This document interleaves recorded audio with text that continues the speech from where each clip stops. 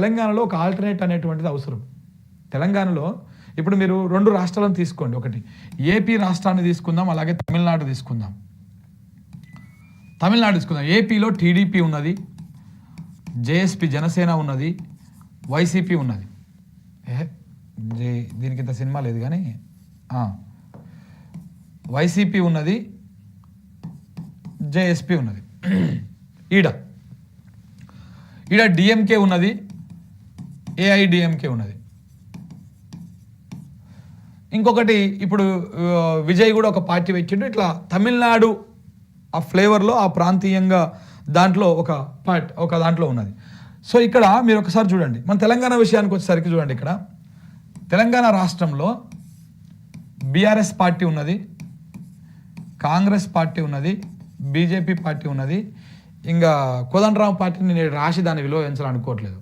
అదో తొప్పిష్క పార్టీ, అది ఇంకా దేనికి పనికిరాని పార్టీ. అది ఇక కమ్యూనిస్టులు ఉన్నారు, కమ్యూనిస్ట్ పార్టీలు సిపిఐ సిపిఎంలు ఉన్నాయి.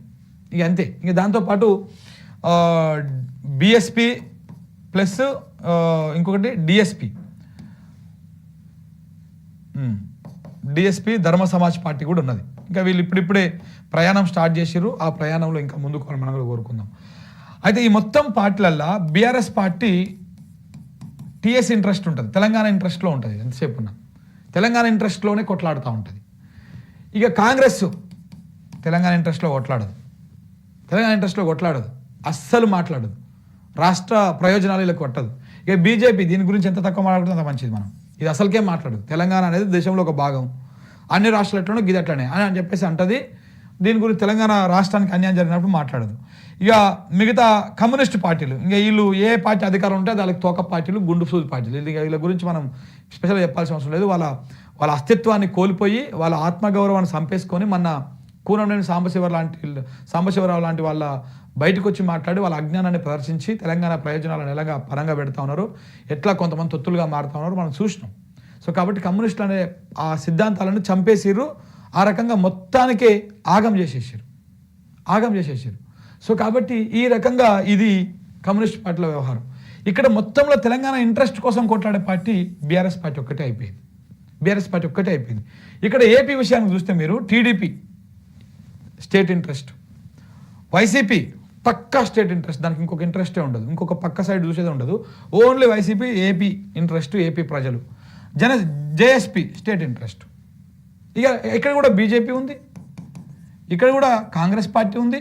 వీళ్ళు తోక పార్టీలు, ఇక్కడ తోక పార్టీలు. వీళ్ళకి పెద్ద ప్రియారిటీస్ ఉండవు. ఎవడో ఒకరితో కలవాల్సిందే. ఈ 3 ప్రధాన పార్టీలతోటి ఎవరితో ఒకరితో కలిస్తే తప్ప వీళ్ళ మనుగడ ఉండదు, బీజేపీకి కానీ కాంగ్రెస్ పార్టీకి కానీ. అప్పుడేమవుతుంది, ఈ 3 పార్టీలలో ఎవడు అధికారంలోకి వచ్చినా కానీ స్టేట్ ఇంట్రెస్ట్లో కొట్లాడుతాడు. ఇలా చంద్రబాబు నాయుడు అధికారంలో ఉన్నాడు, కూటమిలో ఉన్నాడు. కూటమిలో 2 ప్రధాన స్టేట్ ఇంట్రెస్ట్ పార్టీలు ఉన్నాయి, టీడీపీ ఉన్నది, జనసేన ఉన్నది. ఈ 2 స్టేట్ ఇంట్రెస్ట్ పార్టీలు కాబట్టి ఆ రాష్ట్రానికి అభివృద్ధి కార్యక్రమాల మీద ఫోకస్ పెడతారు. వైసీపీ వచ్చిందనుకో ఆ రాష్ట్రానికి ఏం చేయాలనే దాని మీద ఫోకస్ పెడుతుంది. సేమ్ అలాగనే తమిళనాడు తీసుకుంటే డిఎంకే, ఏఐడిఎంకే, లేకపోతే విజయ్ పార్టీ, ఇంకోరు. అక్కడ కూడా కాంగ్రెస్, బీజేపీ ఉన్నది. ఈడ కూడా ఇవి తోక పార్టీలు. ఎవరితోనో ఒకరితోనో కలవాల్సిందే. ఈ పార్టీలు ఎవరితోనో ఒకరితోనో కలవాల్సిందే, దాంట్లో ఎలాంటి అనుమానం లేదు. కానీ తెలంగాణ విషయానికి వచ్చేసరికి కొట్లాడితే ఏకైక పార్టీ బీఆర్ఎస్ పార్టీ. కేవలం BRS party Telangana state interest. మిగతా అన్నీ కూడా వాళ్ళ జాతీయ ప్రయోజనాలు, జాతీయ సిద్ధాంతాలు, ఆ సైద్ధాంతిక పరంగానే కొట్లాడతారు. అదే తెలంగాణ రాష్ట్రంలో ఇంకొక ఆల్టర్నేట్ పార్టీ ఎందుకు ఉండకూడదు? ఎందుకు ఇంకొకటి తెలంగాణ ప్రయోజనాల కోసం కొట్లాడే పార్టీ రాకూడదు? బరాబర్ రావాలి, బరాబర్ ఉండాలి. ఇప్పుడు ఆయన ఈటల రాజేందర్ గారు తప్పని చేసింది, బీజేపీలోకి పోయి పెద్ద బ్లండర్ మిస్టేక్ ఆయన చేసింది. ఆయన గనక ఒక పార్టీ పెట్టుంటే కోదండరాం కంటే తక్కువైందా ఈటల రాజేందర్ గారు? కోదండరాంది ఏంది అసలు? ఆయన మాట్లాడితే ఒక 10 మంది ఆకర్షించేటువంటి వ్యక్తి కూడా కాదు. అదే ఇట్లా మాట్లాడితే మాస్ ఫాలోయింగ్ వచ్చిండే. అలాంటి వ్యక్తి ఒక పార్టీ పెట్టి ఉంటే తెలంగాణ ప్రయోజనాలు, రాష్ట్ర ప్రయోజనాలు, బీఆర్ఎస్ ఏ రకంగా అయితే స్టేట్ ఇంట్రెస్ట్లో కొట్లాడుతుందో అంత స్టేట్ ఇంట్రెస్ట్లో కొట్లాడే పార్టీ ఇంకొకటి ఉంటే తెలంగాణ ప్రజలు ఎక్కడ చూస్తారు తెలుసా? అయితే బీఆర్ఎస్ పార్టీకి, లేకపోతే ఇంకొక స్టేట్ ఇంట్రెస్ట్ పార్టీ అయితే ఉందో ఆ పార్టీకి, రెండింటి వైపు ఉంటారు. ఈ నేషనల్ పార్టీల వైపు పోయి అనవసరంగా రాష్ట్రాన్ని ఆగం చేయరు. వాళ్ళకి గత్యంతరం లేదు. ఇంకా బీఆర్ఎస్ పార్టీని నచ్చనటువంటి వాడు వేరే పార్టీ వైపు పోవాలంటే వాడు నేషనల్ పార్టీకే ఓటేయాల్సి వస్తుంది, ఇంకొక ఆప్షన్ లేదు. ఇవన్నీ కూడా ఉన్నాయి. తెలంగాణ రాష్ట్రంలో మనము ఈ ఏపీ లెక్క తమిళనాడు లెక్క మన ప్రాంతాన్ని మన రాష్ట్రాన్ని ప్రేమించే ఇంకొక పార్టీ ఉంటే బరాబర్ 100% మన ఓటు మనకే పడుతుంది. ఆ జాతీయ పార్టీలకు పడి మోడీ చేతిలో కీలుబొమ్మ, రాహుల్ చేతిలో కీలుబొమ్మ, సోనియా గాంధీ చేతిలో కీలుబొమ్మ కావాల్సినటువంటి అవసరం లేదు. ఈ రాష్ట్రంలో ఇంకొక ప్రాంతీయ పార్టీకి స్కోప్ ఉన్నది, ఇప్పటికీ స్టిల్ ఉన్నది.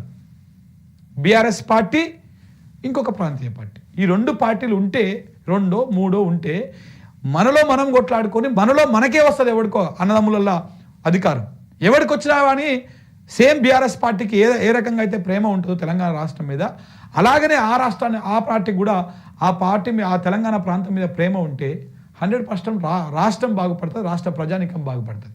ఈ కాంగ్రెస్ బీజేపీలో నమ్ముకుంటే ఇక మనం ఒక 10 ఏళ్ళు, ఇప్పుడు 2014 నుంచి 2023 దాకా రాష్ట్రం అద్భుతంగా ముందుకు పోయింది. ఎవడు ఒప్పుకున్నా ఒప్పుకోకపోయినా, కేసీఆర్కి డబ్బా అనుకున్నా ఇంకేమనుకున్నా ఇది వాస్తవం. ఇదే 2023 నుంచి ఈ 2025 దాకా 10 ఏళ్ళు వెనక్కి పోయినాం మనం. ఇంకా 3 ఏళ్ళలో ఇంకెంత దారుణాలు జరుగుతాయి తెలియదు మనకి. వెనక్కి పోయినాం. దీనికి కారణం ఏంది? కాంగ్రెస్ బీజేపీ. ఈ రెండు జాతీయ పార్టీలు కుమ్మక్కై ఒక ప్రాంతీయ పార్టీని చంపేస్తున్నాయి. అదే ప్రాంతీయ పార్టీలు బలంగా ఉన్నటువంటి రాష్ట్రం వైపు, ఇప్పుడు ఏపీ వైపు పోమని బీజేపీని, టీడీపీని కాదని, జనసేన పార్టీని కాదని, వైసీపీని కాదని ఒంటరిగా పోటీ చేయమని బీజేపీని ఒక్క సీటు గెలుస్తుంది చూద్దాం. ఒక సీటు గెలుస్తుంది చూద్దాం. గెలవదు. ఛాన్స్ లేదు. ఏ మూలకు ఛాన్స్ లేదు. ఏ ఎంపీ గెలవదు, ఏ ఎమ్మెల్యే గెలవదు, ఏడ కూడా గెలవదు. తమిళనాడులో కూడా పొమ్మను, డిఎంకేతోనో పొత్తు లేకపోతే ఏఐడిఎంకే పొత్తు లేకుండా కాంగ్రెస్ని బీజేపీలను పొమ్మను ఒంటరిగా, ఒక్కడు కూడా గెలవడు.